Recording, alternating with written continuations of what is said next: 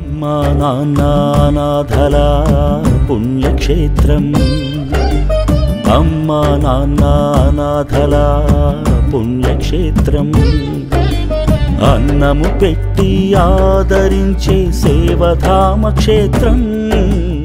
సరైన సంరక్షణకు నోచుకోక నిస్సహాయ స్థితిలో ఉన్న 18 మంది అభాగ్యులకు అమ్మా నాన్న అనాథ ఆశ్రమం పునర్జన్మనిచ్చింది.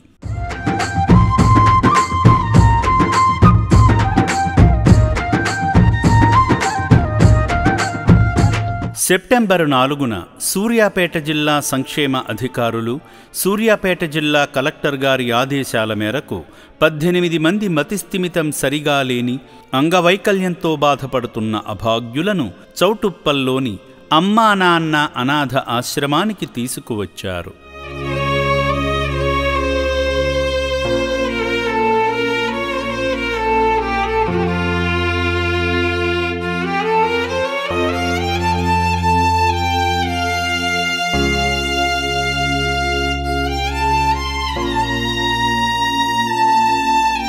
రక్షణాలయానికి వచ్చిన ఆ 18 మందిని అక్కున చేర్చుకుని వారికి ఆశ్రమంలోని వైద్యశాలలో ప్రాథమిక వైద్య పరీక్షలు నిర్వహించారు.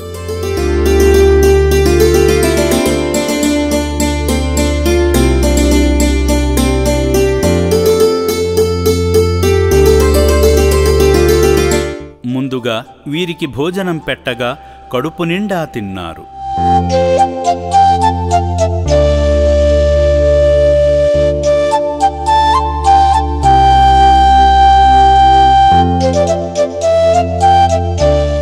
రక్షణాలయంలోనే ఉంటూ చికిత్స తీసుకున్న కొన్ని రోజులకు వారి ఆరోగ్యం కొంచెం కుదుటపడగా వారందరికీ కేశఖండన చేసి శుభ్రంగా స్నానం చేయించడం జరిగింది.